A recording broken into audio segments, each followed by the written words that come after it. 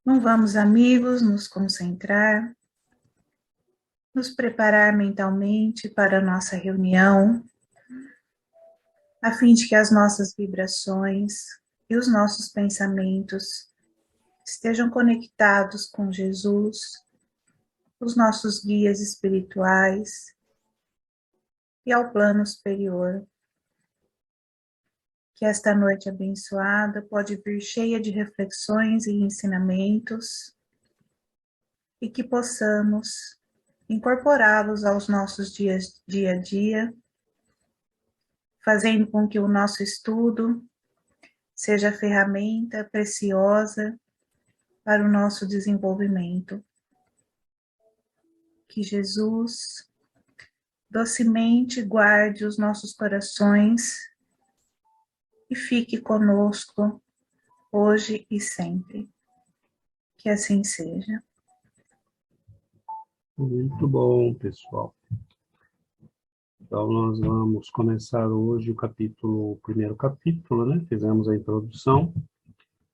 E esse livro é um livro que, estudando página a página, capítulo a capítulo, nós vamos vamos ser capazes, né, de ver na extensão toda aquilo, né? É um tesouro de conhecimentos, de uma riqueza extraordinária, né? E nem sempre vai ser possível, né, que a gente esgote tudo, é quase impossível, né?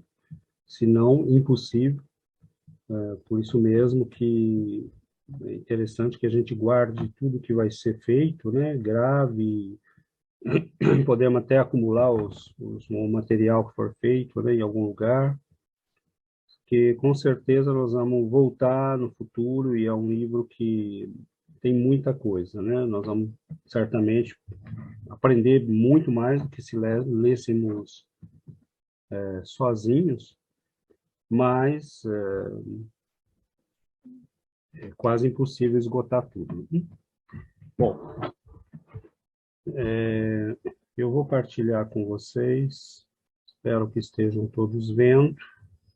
Bom, Missionários da Luz, obra do Espírito André Luiz, que nós sabemos pelas informações, né, dos mais próximos do Chico, como o Geraldo Lemos, o Carlos Bacelli. Trata-se do Dr. Carlos Chagas, que foi um médico brasileiro lá da década de 20, 30, não, até mais, né, um pouco mais, e que morreu, e não muitos anos depois já começou a escrever através do Chico. Ele foi indicado para o Prêmio Nobel, o nome dele, né, foi atribuído à doença de Chagas, porque ele descobriu o vetor da doença, que era aquele besouro, aquele inseto brasileiro, né? E ele conta a própria história um pouco no livro Nosso Lar, e ele é sempre o personagem dos livros, né? Nesse, ele volta para o plano físico com um orientador, que se chama Alexandre, para visitar um núcleo espírita e estudar a mediunidade. Então, esse núcleo ele é composto de 18 encarnados e uma grande população desencarnada, uma parte dela, obviamente, composta de benfeitores, de espíritos que estavam a trabalho, e outra de espíritos necessitados que estavam em busca de amparo, de socorro. Ele começa dizendo, né, que a reunião tem um controle bastante estrito. Então, ele diz que reparou que fios luminosos dividiam os assistentes da região espiritual em turmas diferentes. Algo que nós, médiums, já temos tido oportunidade de ver e de ouvir, né, de outros médiums também, mas que muitas vezes a gente sente. Cada grupo exibia características próprias. Em torno das zonas de acesso, postavam-se corpos de guarda, e compreendi. Então, vamos lá, né? Ele está acompanhando o Alexandre, que é o orientador, o núcleo são 18 encarnados, que é um número bastante grande, né? A gente vai ver depois que nem todo mundo está lá pelas mesmas razões. O controle é bastante estrito, né? Ele vai falar aqui nas vias de acesso, né? Você tem corpos de guarda, e compreendi pelo vozerio do exterior, e também ali a entrada dos desencarnados obedecia a controle significativo. Uma das últimas coisas que nós estudamos, quando a gente diz que as obras do Chico complementam a codificação passo a passo, é que, por exemplo, um dos últimos capítulos que nós estudamos foi o capítulo das reuniões sérias, dos tipos de reunião. E nós temos aí o porquê, né? Por que que uma reunião séria é uma reunião que vai ser protegida? Né? A gente atrai espíritos benfeitores que vão cuidar do acesso, né? O que é que a gente observa quando tem reuniões não sérias ou de pessoas que não estão avisadas, não sabem o que estão fazendo? As reuniões são controladas também, mas não necessariamente por benfeitores, né? Então, nós sabemos que pessoas que não têm experiência na mediunidade, às vezes começam a trabalhar e acabam sendo controlados por espíritos que vão fazer um controle realmente. Né? O que nós já vimos, já tivemos a experiência de ver, né? São espíritos que podem mesmo explorar médiums, vender a mediunidade do médium para outros espíritos, e fazer todo um comércio, e o médium às vezes não tem nem noção do que está acontecendo, mas porque não está num grupo, né, sério de estudos, e pode ser vítima dessas circunstâncias. Bom, então a gente aí já teria material, né, para refletir um bocado, porque ele fala aqui, né, os assistentes da região espiritual são divididos em turmas diferentes. E é óbvio que essa divisão também tem uma lógica, tem um propósito, tem um meio, né, de funcionamento. E lá fora, né, pelo vozerio que ele estava ouvindo, obviamente, estavam aqueles que não tinham acesso à reunião. Né? Então, e que provavelmente, né, os espíritos são como qualquer criatura, né? Eles são seres humanos. E se você sabe que num lugar você tem a possibilidade de entrar em contato com as pessoas que ficaram, é óbvio que vão se apresentar um monte. Né? Daí a necessidade das reuniões terem um controle estrito de seriedade, porque senão a gente acaba sendo vítima, né, de manipulação e de baderna, inclusive. Aí ele vai falar um pouco do ambiente, né? Grandes números de cooperadores. Eu tentei não botar textos muito grandes, né? Talvez esse seja um dos maiores.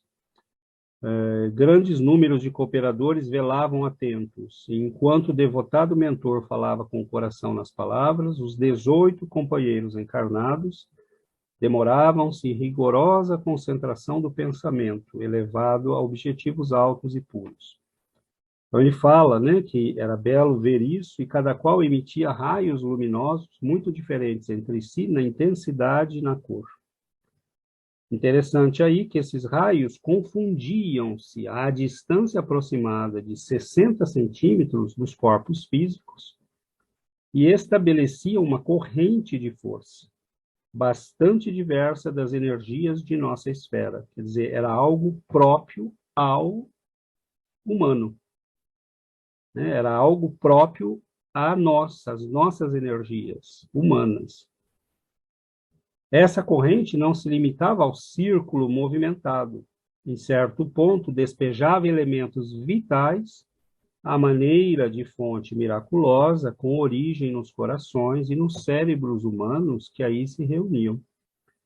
As energias dos encarnados casavam-se aos fluidos vigorosos dos trabalhadores de nosso plano de ação, congregados em vasto número, formando precioso armazém de benefícios para os infelizes, extremamente apegados ainda às sensações fisiológicas. Então, essa energia vital, né, emitida pelos encarnados em oração, como uma fonte se derramava, beneficiando inclusive os necessitados que ali estavam. E daí a gente vai entender uma parte da lógica do trabalho mediúnico. Porque o fato de nós sermos encarnados e termos um corpo e ainda termos energia vital, favorece a ajuda aos espíritos necessitados, que podem receber também esse auxílio, né? Enquanto que diretamente dos espíritos superiores nem sempre é possível, né? Pela diferença de vibração.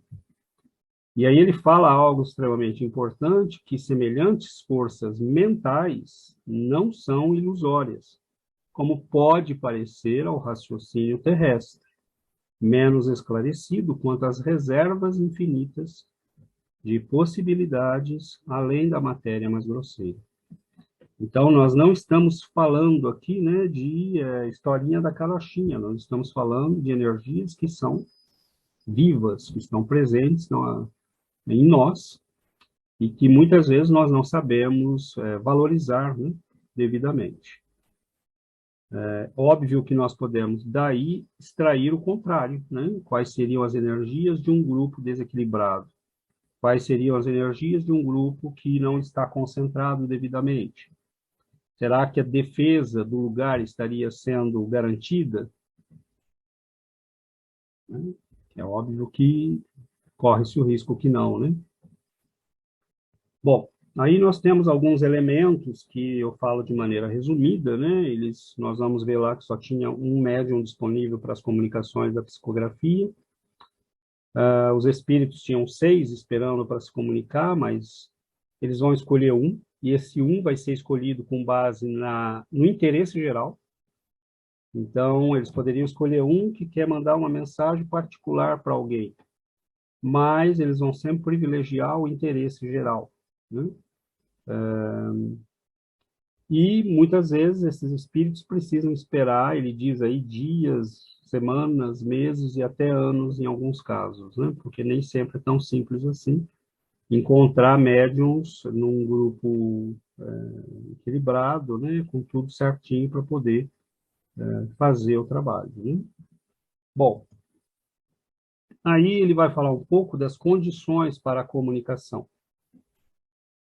De maneira preliminar, devemos reconhecer que nos serviços mediúnicos preponderam os fatores morais. E isso é uma coisa muito difícil da gente explicar para não brasileiros, né? Que eles estão sempre interessados nas coisas técnicas.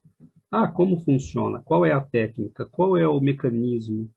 Né? E eles não entendem que o mecanismo é secundário, que o mecanismo é comandar de bicicleta, ele vai acontecer, porque faz milhões de anos que a gente está em contato com os espíritos. Óbvio que é bom a gente entender o mecanismo, mas são os fatores morais que predominam nas comunicações mediúnicas.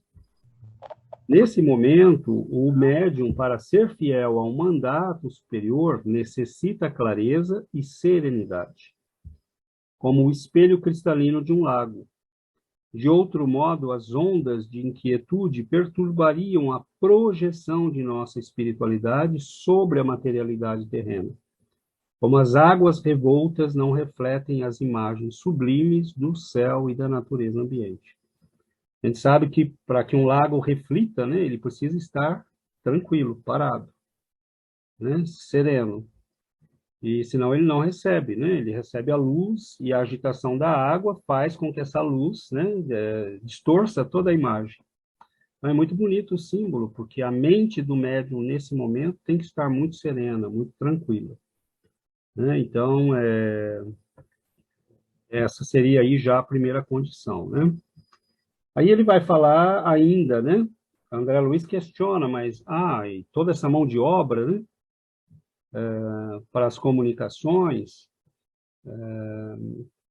eu achei que o médium era meio que uma máquina, né? E ele vai falar que não.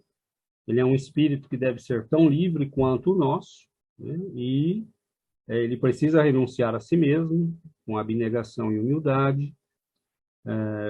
São primeiros fatores, né, na obtenção de acesso à permuta com as regiões mais elevadas.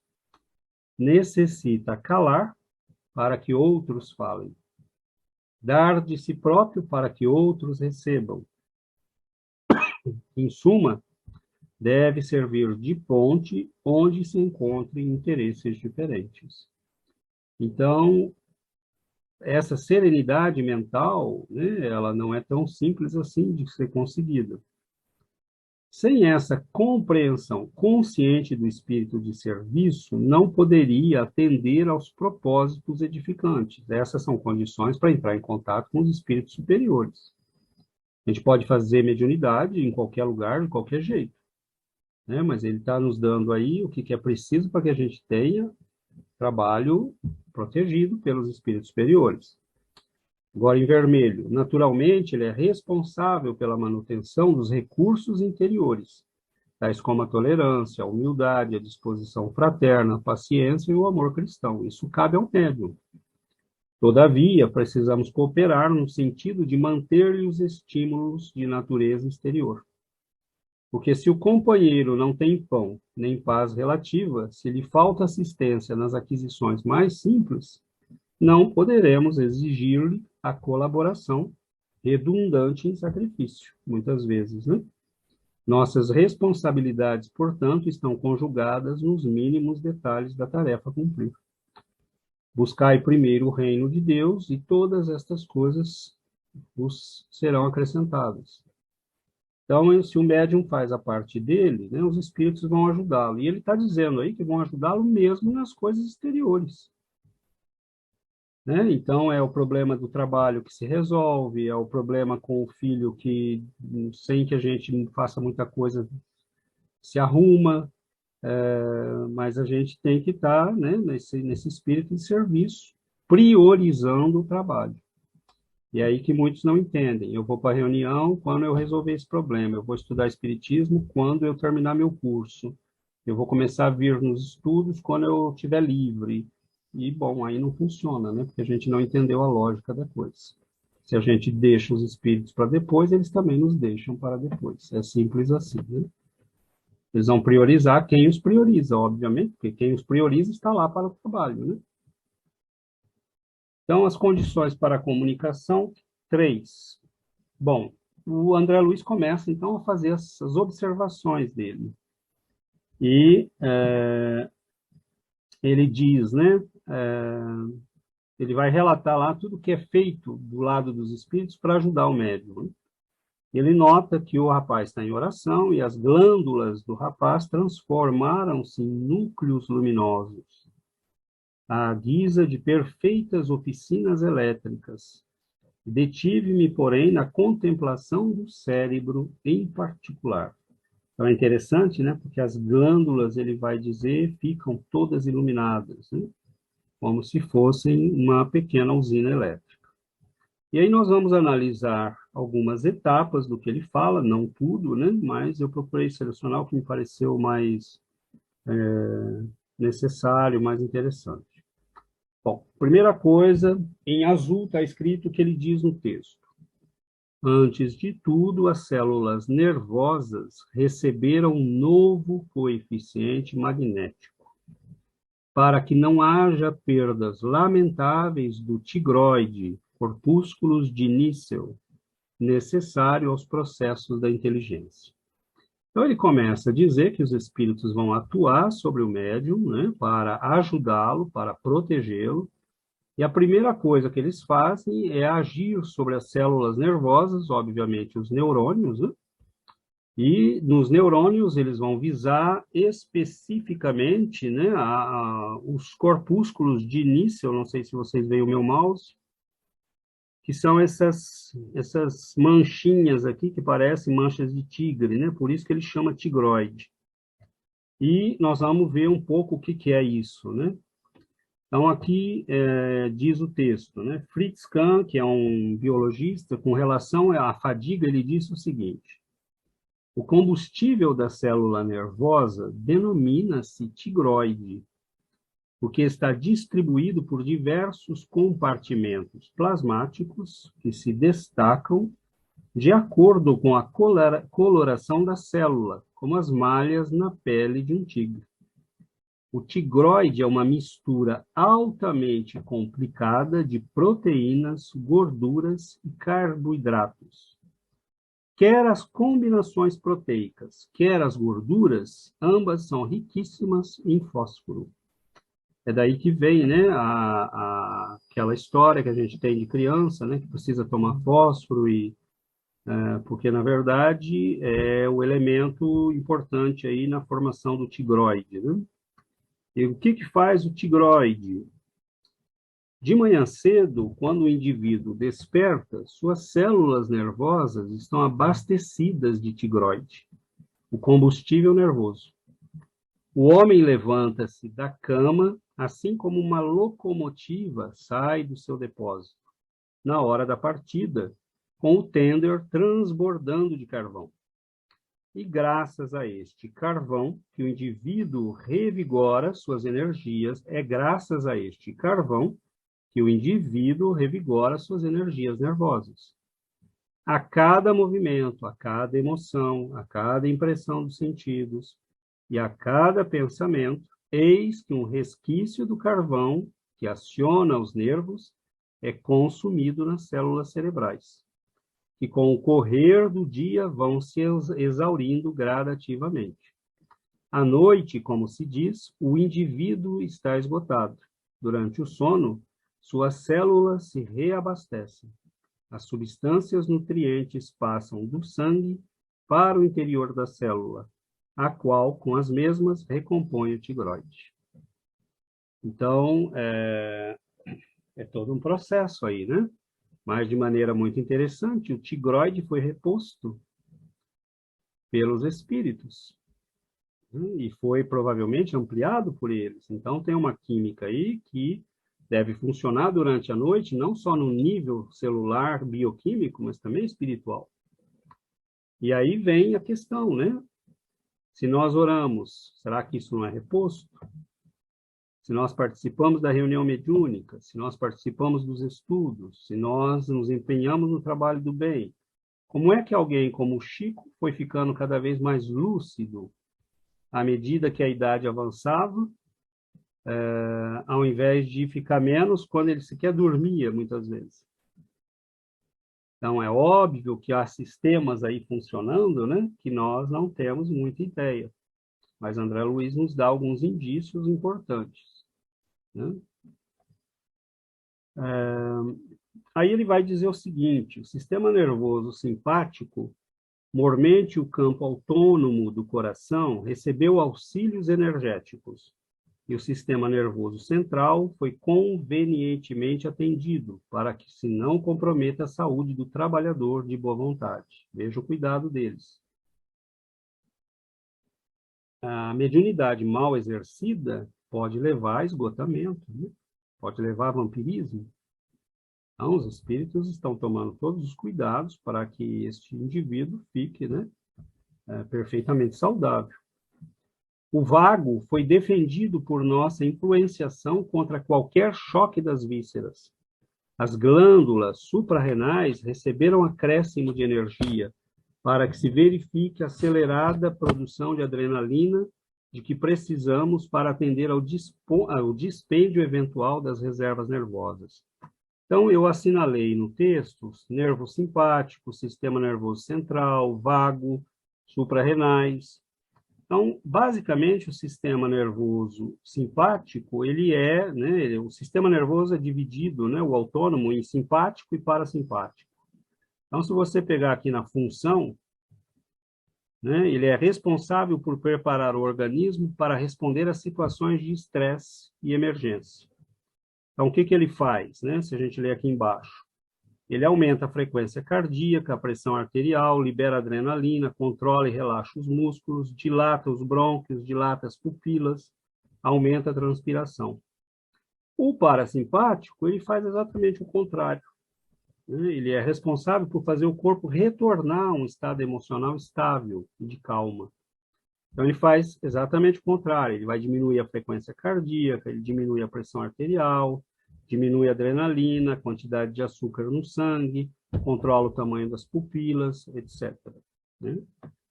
Então, eles agiram aqui, né, sobre o sistema nervoso simpático, que é aquele responsável pela ação diante do estresse, para que ele ficasse, né, estabilizado, para que ele ficasse tranquilo.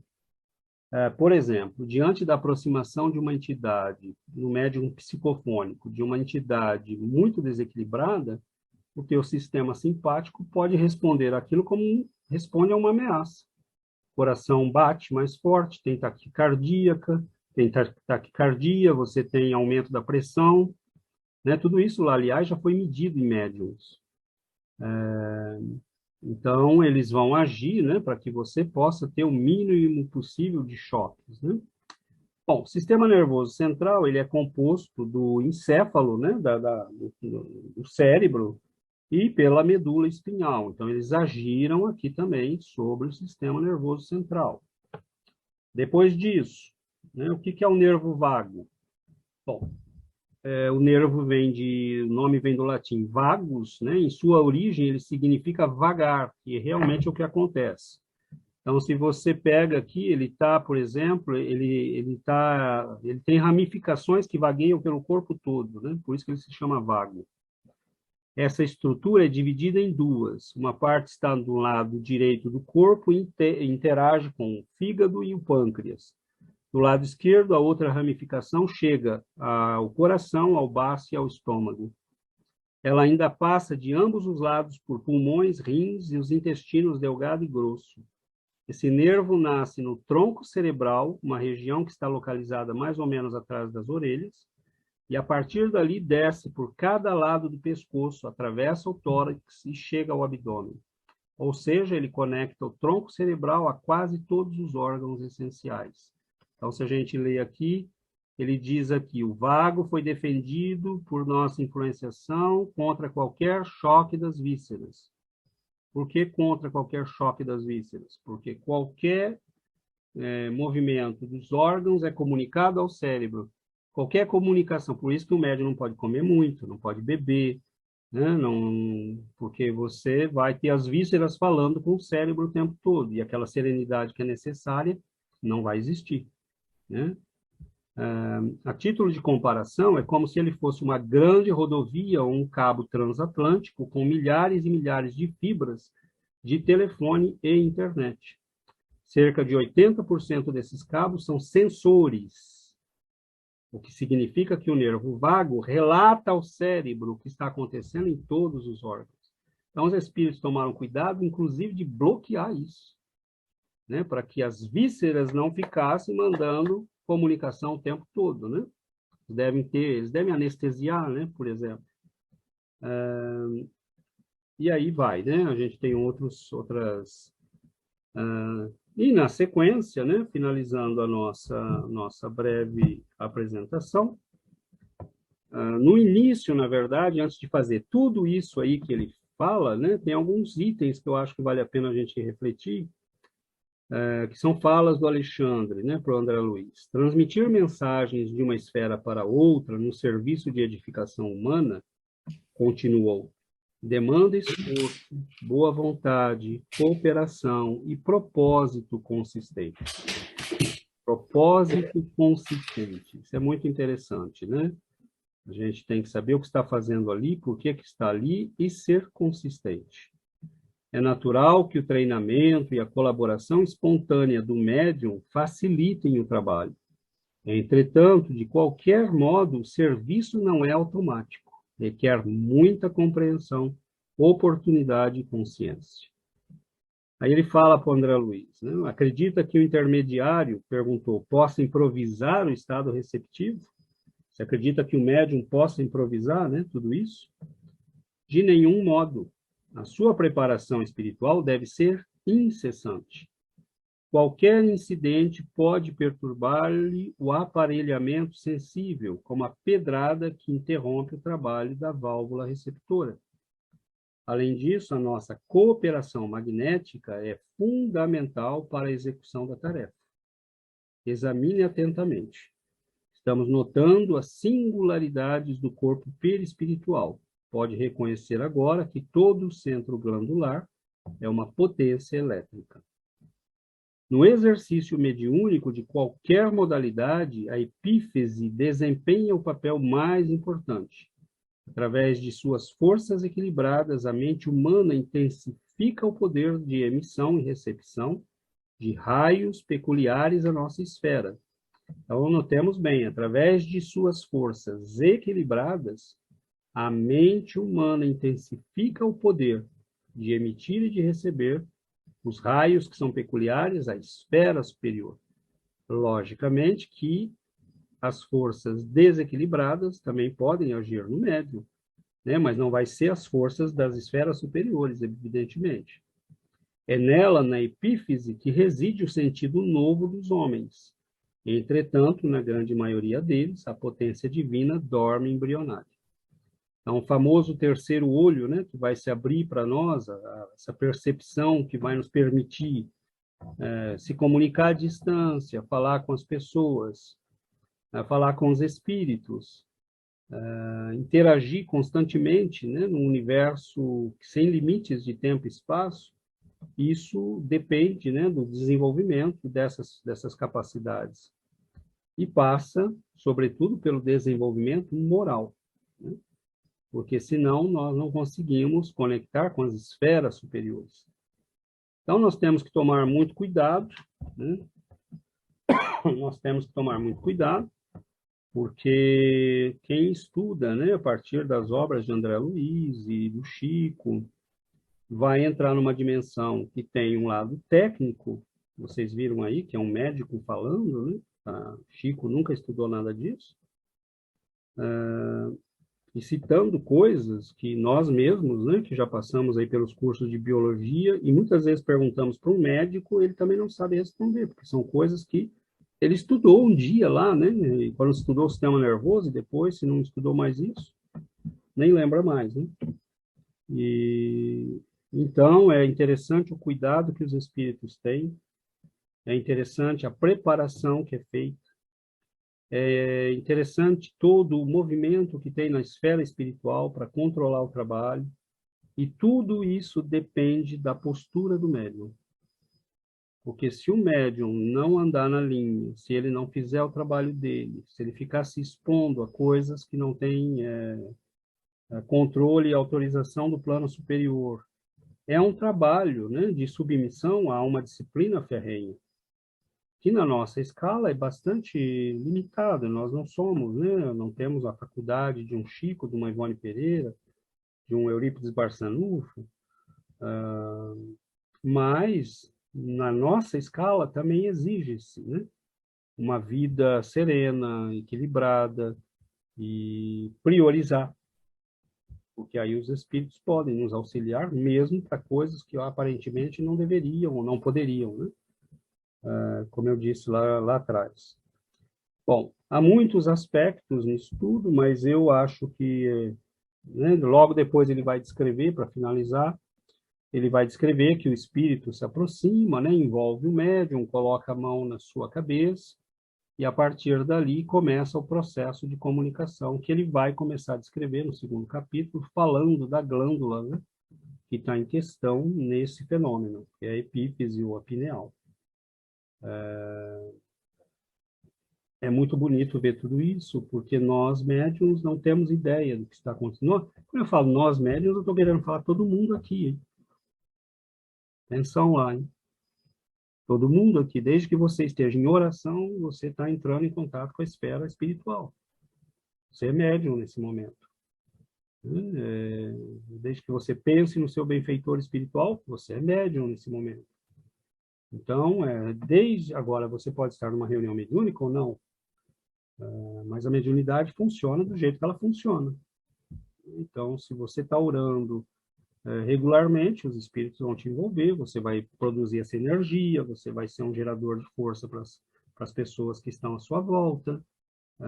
Tudo isso a gente pode pôr na escala da nossa vida diária, não necessariamente numa reunião mediúnica, né? Se você ora, como aqueles 18 orando, por que orar em grupo é importante, né? É muitas vezes mais eficaz. Por que nós mantemos o nosso grupo de prece, né, ativo todo dia? Porque você, quando ora, essa energia que está sendo produzida, né, combina com a energia dos espíritos superiores, que nos auxiliam, que vêm nos amparar, e pode ser usada para beneficiar nossos familiares, para nos beneficiar, para ser levada, né, para pessoas que estão precisando. para espíritos que são trazidos. Então, uma simples reunião de prece não é tão simples assim, porque nela está acontecendo um monte de coisa que o espírito André Luiz está descrevendo nesse texto, né? Tudo que está aí, você não precisa estar numa reunião mediúnica para que isso tudo aconteça. Você pode estar em qualquer lugar, desde que você esteja, né, nesse trabalho de fazer o bem, de estudar, de orar. E ele, né, ele vai descrever especificamente tem relação com a mediunidade, tem relação com as comunicações, com a psicofonia, etc, etc, né? Mas é isso. Então, abro para comentários, discussões e participações. Oi, Ronaldo.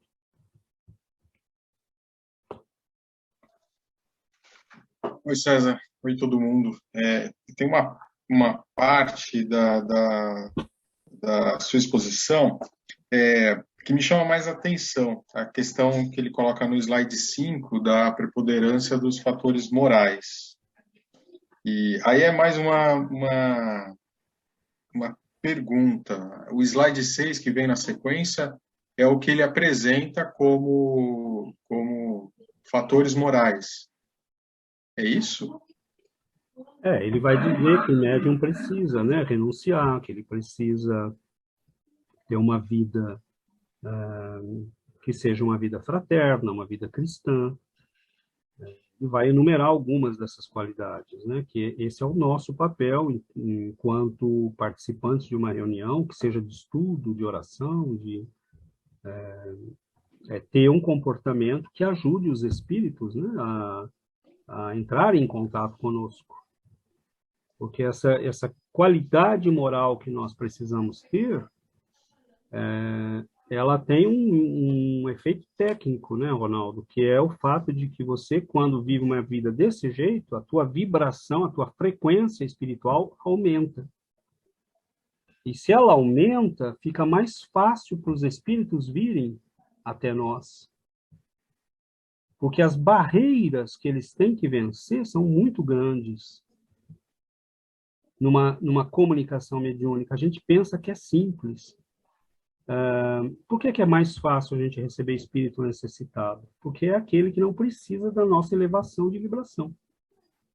Por que a maioria dos médiums começam o desenvolvimento da mediunidade com problemas mediúnicos, perturbação, obsessão, porque é o mais fácil, né, para entrar em contato conosco.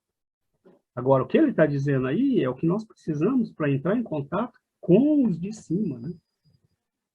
Então, esse desenvolvimento moral nosso, ele é essencial, porque a mediunidade não é só uma coisa técnica, né? Se o médium não souber disso, ele pode estar em contato com espíritos que são como ele, né? Ou talvez um pouquinho melhor, ou às vezes pior.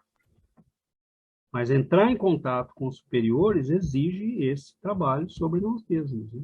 Esse desenvolvimento moral.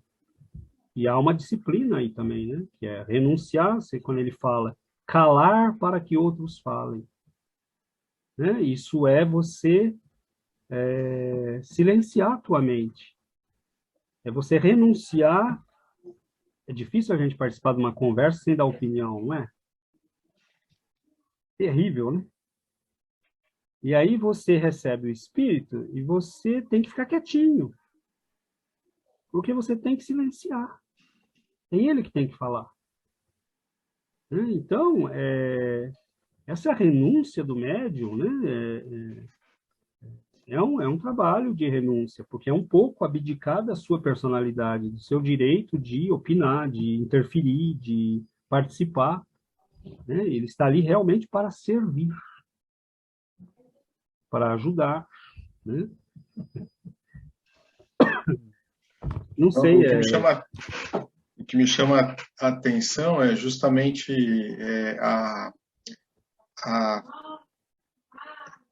entre aspas, a falta de precisão da questão dos fatores morais, né? Porque é uma coisa que continuamente a gente tem que se aprofundar e desenvolver.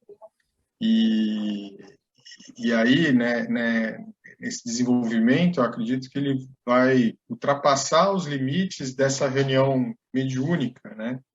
Porque ele precisa ser capaz Ele precisa desenvolver a capacidade de escuta, por exemplo, no próprio dia a dia dele, né? Para silenciar as próprias ansiedades, preocupações, valores, e poder absorver aquilo que vem dos próprios encarnados que estão em torno dele, né? E aí é onde eu vejo a beleza de você, de aprofundar esse assunto, para poder refletir a respeito do que significa isso, de fato, né? De que atos que dão exemplos, de que atos que nos ensinam alguma coisa que muitas vezes a gente não consegue nem entender, né?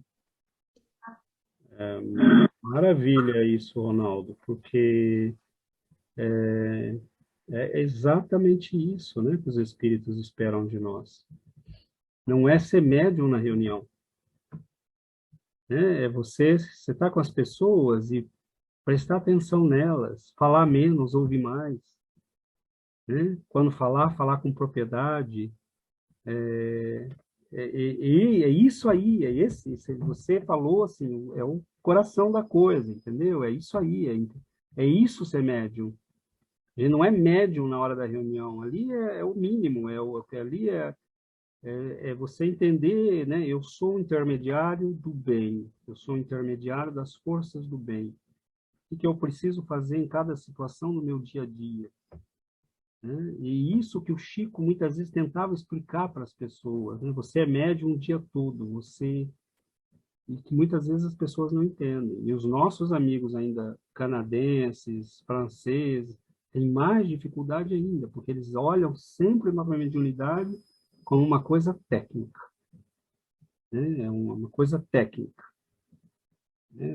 Não é, né? O técnico é o mínimo, né? A mediunidade é uma coisa que você se desenvolve no dia a dia. Maravilha, exatamente isso. Abrimos. Oi? É que existe, do meu ponto de vista, parece que existe alguma coisa, quando a gente fala de fator moral, que de alguma forma é um pouco técnico, na medida em que você vai aprofundando o que é isso. É lógico que você tem que vivenciar, você tem que praticar e etc., né? A minha impressão, em contato com essas pessoas, é que conta talvez uma busca por uma materialidade desses fatores, né? E não necessariamente está na materialidade a maneira como as coisas funcionam, né? Mas existe. Então, os fatores morais vão nos levar ao desenvolvimento de habilidades, de capacidades de outra ordem, né? Sim, e você vai ver no correr do livro que ele vai entrar nesses aspectos. Então, como, por exemplo, nosso procedimento moral e o nosso desenvolvimento moral vão implicar em consequências para a nossa mediunidade e para a nossa vida. E ele vai mostrar isso nos capítulos que vão vir. Então, nós vamos ter uma ideia de como pode ser técnico, né? Porque ele vai descrever o que acontece com o médium que tem um procedimento moral do tipo A, B ou C, né? Como isso pode ser técnico, porque ele vai descrever em detalhes o que acontece com as glândulas, com os órgãos, né? com tudo que está no indivíduo, no perispírito e no corpo, e, ao mesmo tempo, ele vai dizer como isso vai impactar o trabalho mediúnico e o desenvolvimento da pessoa. Então, nós temos aí um livro que vai nos mostrar por que ele fala isso, né? Que na mediunidade preponderam os fatores morais. Agora, quando eu digo que não é tão importante ser técnico ou se ater ao técnico, não, de jeito nenhum é para deixar isso de lado, é o contrário, nós temos que estudar e muito a fundo. Mas é que se você não souber nada do que está acontecendo, nunca leu um livro de André Luiz, mas você é aquela pessoa boa, de coração, que serve, você é aquela senhorinha lá no interior do sertão brasileiro dando passe nas crianças, e você não sabe nada disso, tudo vai estar acontecendo direitinho, os espíritos vão estar ali, você vai estar protegido, entendeu? É nesse sentido que o técnico não é importante. Mas nós estamos aqui estudando mediunidade. Então, para nós, é óbvio que saber o técnico é interessante. Reforça, né, o nosso entendimento, a ação dos espíritos, né, e tudo que está acontecendo. Oi, Cezinha. Não, muito bem, assim, eu queria comentar em cima dessa questão mesmo do técnico, que acho que você acabou respondendo, porque tem muitas mulheres que são médiums mesmo, né, essas, principalmente as avós de algumas famílias que criaram com tanta devoção, e você sabe daquelas histórias, né, que recebiam espírito, elas não tinham conhecimento nenhum, muitas até católicas, e tinham um amor, e trazem umas mensagens e elas nem sabem muito o que acontece, as mensagens delas são, às vezes, completamente com uma linguagem que não é a linguagem delas, mas elas têm, o aparelho inteiro delas está completamente preparado para receber uma informação de um espírito de amor e luz, e que provavelmente traz uma informação muito pertinente para aquela situação, versus alguns médiums que eles sabem o beabá de tudo, mas dentro do coração eles não sabem sentir, porque o sentir não é técnico, o sentir é um estado, né? Esse estado de trabalhar é uma coisa que é difícil de explicar, como sentir, como ser, né? Eu acho que deve fazer parte de muitas jornadas, e então é isso que eu vejo um pouco assim. Eu acho que, por um lado, essa parte técnica ela é muito interessante, mas existe essa parte que é nossa do entregar também, né? Como se entregar a esse trabalho de coração mesmo, né? Que eu acho que é uma coisa que é uma construção do indivíduo, né? Tá? Então, era só um complemento aí.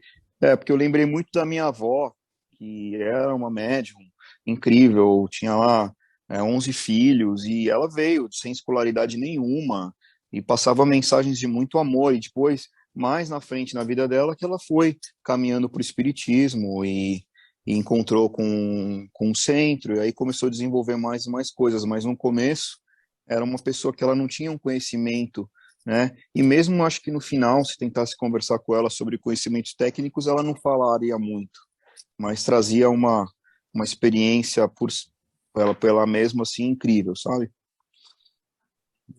Maravilha. E é isso, né? O estudo é importante, mas que a gente tenha esse estudo com humildade, né? De entender que o que eu preciso fazer para ser um veículo, né? Dos espíritos superiores, para ser um intermediário dos espíritos superiores.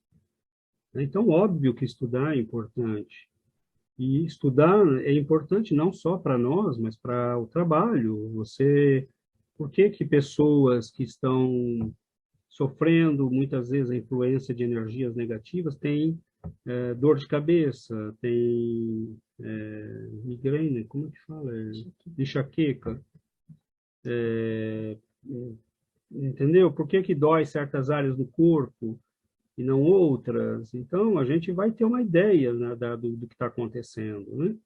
Estudar a importância da epífise, você vai ver que ali está se passando muita coisa. Enfim, o estudo é necessário, a gente tem que avançar, né? Se não fosse, André Luiz não teria escrito uma obra dessa, né? Teria falado, seja bom e fique por aí, né? Sim, mas é bom que a gente estude, é bom que a gente tenha conhecimento, e é assim que avança as coisas, né? E o médium que estuda, ele vai ficando autônomo, ele vai ficando flexível, os espíritos podem utilizá-lo, né, de uma maneira mais flexível, ele vai entendendo o que acontece com ele, né? Então, tem todo um processo aí, né? Mas é muito bonito.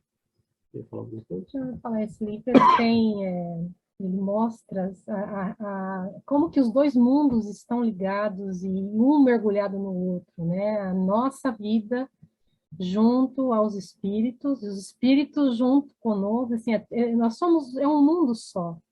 Nós não vemos o que acontece do outro lado, né? Os médiums têm mais sensibilidade, eles sentem mais, eles ouvem, né? Não tem nada.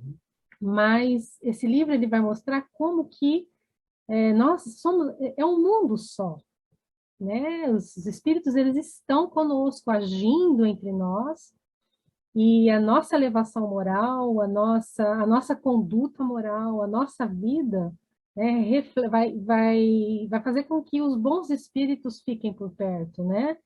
E enquanto que se a gente não tem uma boa conduta, se a gente não trabalha sobre a nossa conduta moral, os espíritos inferiores, eles vão se aproveitar disso. Então, esse livro ele vai falar sobre os problemas de obsessão, sobre os problemas de vampirização. Então, tem muita coisa no livro que vai deixar muito claro que nós não estamos sozinhos, que nós estamos sendo vigiados, né? Então, o mundo é um só, né? Nós estamos separados aqui pela matéria, Um véu, né? mas é um véu, mas nós estamos o tempo todo mergulhados no mundo espiritual, né? Exato. Então, é muito lindo, né? Quando ele fala, assim, outro dia eu estava estudando, estava vendo uma conferência sobre o Chico, e perguntaram para ele, né? Porque ele, na pobreza dele, aí o César citou uma parte, né, sobre alimentação, e o Chico falou que ainda bem que ele foi pobre, que só tinha arroz e chuchu para comer. Porque senão, como é que ele ia poder exercer a mediunidade dele, com a barriga muito cheia? Então, ele falou que ainda, graças a Deus, que ele não tinha muito o que comer, porque com a barriga, ele não podia ter o estômago cheio para exercer a mediunidade dele. Então, o Chico foi um exemplo, né, de médium a tempo pleno, né, a tempo integral, o dia todo em contato com os espíritos e vendo, ouvindo, sentindo o tempo todo. Então, os espíritos estão por tudo.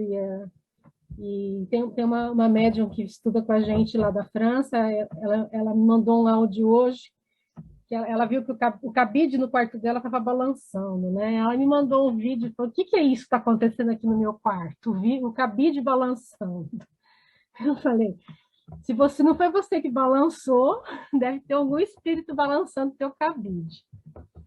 E aí ela falou: mas eu queria tanto falar com eles, eu queria tanto conversar com eles como eu converso com você. Eu falei: vai desenvolvendo, quem sabe um dia, né? Então, às vezes os espíritos querem comunicação, mas a gente tem que acho que o médium tem que estar aberto, né, para essa comunicação. É isso. Não sei. Oi, Alexandre. Me chama muita atenção um dos sistemas que eles atuam, né, o sistema simpático, que o desequilíbrio desse sistema são as nossas doenças modernas, né, crise de ansiedade, insônia, angústia, depressão, né? Então eu acho que tem uma ligação forte aí com Muito essas doenças. interessante isso, né? Muito. E aí é que a gente vê que o médium sai da reunião, o ideal é que a gente venha para a reunião e cada vez vá saindo dela mais abastecido, né? E você não vê o médium que trabalha honestamente, que se dedica à doutrina, ao serviço espiritual, ele vai ficando alguém equilibrado, né? Ele não tem essas coisas. E é interessante aquela parte que ele fala, né? Que a espiritualidade superior, se o médium está moralmente elevado, sempre em contato com os espíritos superiores vão vir em ajuda o tempo todo, né? Então vão resolver até problemas exteriores para que ele consiga se dedicar ao trabalho, e estar inteiro para o trabalho, né? Então, e não é só o trabalho mediúnico, como o César disse, mas o fato de você estar bem, para você poder estar sempre orando, para você poder estar sempre pedindo por alguém, para você estar sempre estudando e ajudando o seu vizinho, o seu próximo, não importa o que, né? Mas sempre tendo atitudes boas, né? Então é isso, né? Os espíritos vão estar sempre nos ajudando, é só a gente... Essa quantidade de gente envolvida no processo, às vezes eu vejo isso em determinados estudos, eu vejo espírito, gente chegando, muita gente envolvida. Então, como a gente deve levar a sério isso? Porque você não está simplesmente falhando com você, você está falhando com um monte de gente envolvida, gente que vem buscar conhecimento, né? Gente que vem se instruir, gente que vem receber uma oração, gente que vem receber uma energia. Então, hoje eu penso muito seriamente antes de faltar alguma coisa, porque não estou dando mancada só comigo, estou dando mancada em um monte de gente envolvida, né? Um monte de espírito, um monte de amigos, de familiares, de... É extremamente importante, né, Alexandre? E eles têm nos falado isso com muita insistência, né? Os estudos não são só estudos, né? São momentos de atendimento, de socorro, e aqueles como nós que estamos aqui estudando, a gente já não vê mais nos estudos como as pessoas que não estão estudando, né? A gente já vem nesse espírito que o Alexandre falou, estou indo para colaborar, estou indo para gerar energia positiva, estou indo para participar de modo a ser um membro ativo desse processo de ajuda e de socorro, né? Então, maravilha. Tem uma palavra, uma letra a acrescentar. Perfeito. Isso, eu Oi, falo, Daniel. isso que o Ale falou é muito importante porque é para mim que estou começando o estudo agora, a gente percebe que espiritismo, eu não sei em qual dos textos que a gente estudou lá atrás, que é muito além do fenômeno, né? Você acha que você só se comunicar com pessoa, com espírito, mas não é isso. Não é sobre isso, né? É isso que o Ale falou, que você envolve tanta gente que você nem imagina, né? Você envolve tanta atenção, trabalho, né? Assim como ele fala, o espírito, essa pessoa, ela não é um aparelho, né? Ela tem existe um trabalho complexo de desenvolvimento. Então, é sobre isso que acho que a gente está falando aqui, é sobre caráter, né? É sobre conduta, moral, né? E tudo isso que a gente às vezes acaba pensando, não é só você falar, você ser até você ser uma ponte para o outro lado, nossa, tem um oceano aí de palavras, não sei de quando eu vi isso daí, eu li, é um oceano de palavras e uma gota de ação, né? Então, é muito bacana esse capítulo e que você fez um resumo brilhante. Eu fiquei pensando, nossa, como é que eles vão resumir isso aqui? Porque realmente é difícil. Mas, obrigado, Daniel. E gostaria de rebondir aí, como eles dizem aqui, né? De reagir à tua fala. Por exemplo, é uma questão de caráter mesmo, né? Você está aqui porque alguém mudou a vida. Mas muita gente vai estar aqui e vai estar mudando a vida porque você está mudando a sua vida. Então você está sendo médium do bem. Porque a energia que você está gerando com a mudança na tua vida está trazendo outras pessoas, está trazendo a família, está trazendo os filhos, daqui a pouco traz os amigos.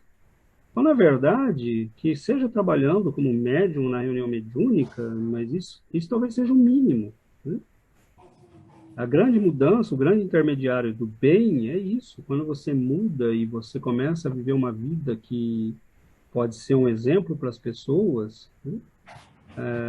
É isso que é ser médium do bem.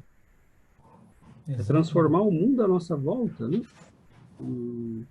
E levar a mensagem, você está levando a mensagem, mas o que faz um mensageiro? É um médium, né? Mensageiro é um médium, é alguém que está entre dois pontos de comunicação. Então, uma atividade, a mediunidade, na verdade, como ele diz no texto, né, é o nosso sentido do futuro. Ali está o nosso sentido do futuro, mas se nós não o desenvolvermos moralmente equilibrado, nós vamos ser presa de vampirismo, de espíritos das trevas, nós vamos ser controlados por forças malignas. E o que ele está dizendo, o que a doutrina espírita está fazendo, é tentar mostrar que comecem a trabalhar esse novo senso, mas comecem a trabalhar direito, para que ele não caminhe também para a catástrofe que vocês já fizeram com o sentimento, com a inteligência, com o sexo, né? Com as forças da alma. Então, e quando a gente dá os exemplos do Chico, nós não podemos ter muito... eu sei que não foi Deus, né? Mas vamos considerar que o que a Bíblia diz vamos interpretar como a Bíblia interpreta. Quando Moisés subiu ao monte, ele recebeu a primeira psicografia de escrita direta da história.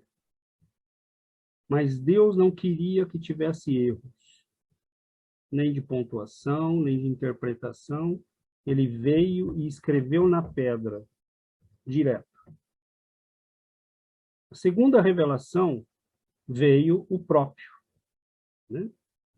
Ele veio pessoalmente, então ele não precisava mandar mensagem para ninguém. Ele veio trazer a mensagem.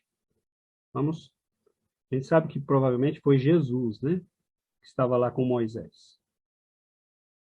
Ele escreveu direto na pedra, usando os recursos mediúnicos de Moisés. Na segunda revelação, ele veio.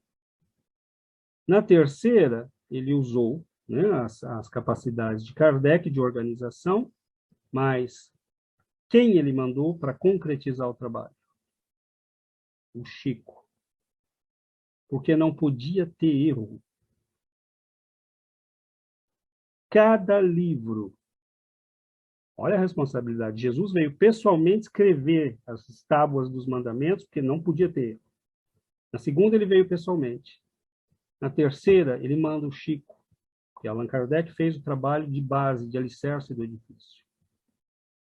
Mas um livro como esse livro foi escrito no plano espiritual, foi entregue para Emmanuel, Emmanuel leu, analisou, corrigiu e disse, pode ir lá, que o médium é fiel. Letra por letra, do jeito que foi escrito no plano.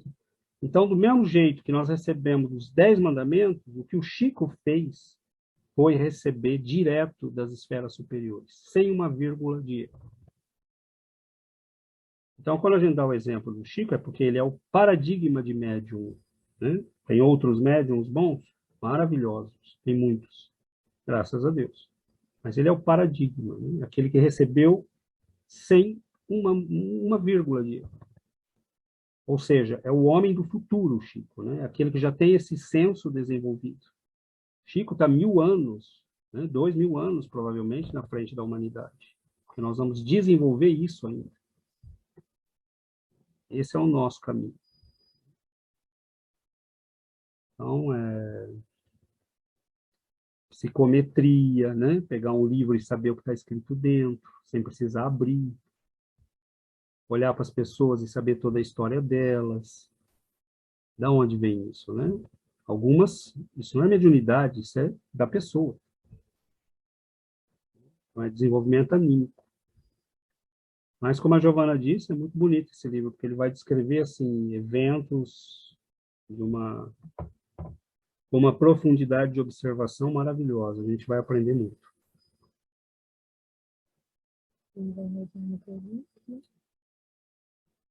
Bom, se não tivermos mais comentários...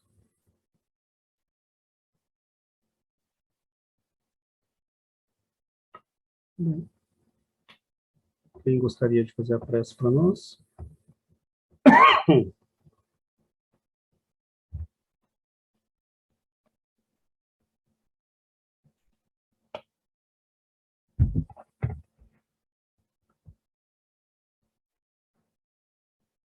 Posso escolher?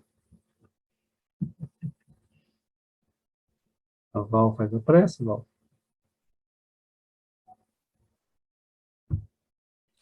Gostaria, mas estou achando que está meio barulhento aqui. Vocês estão ouvindo um barulho? Não, mas você que não, manda. posso fazer. Eu ia me oferecer, falei, ai, minha máquina está ligada aqui. Vocês ouviram o barulho e a máquina ligada, tá? Então, vamos lá. Senhor Jesus, nosso mestre querido,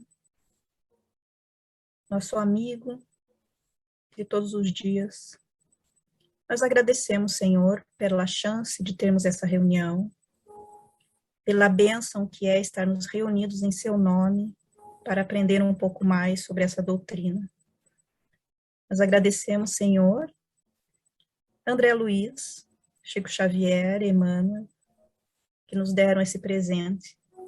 E pedimos, Senhor, leva até eles o nosso agradecimento, que eles o recebam em forma de um abraço, que eles possam receber todo o nosso carinho, todo o nosso agradecimento.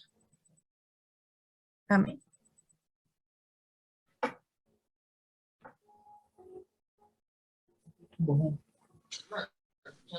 Boa noite para todo mundo, obrigado. Boa noite.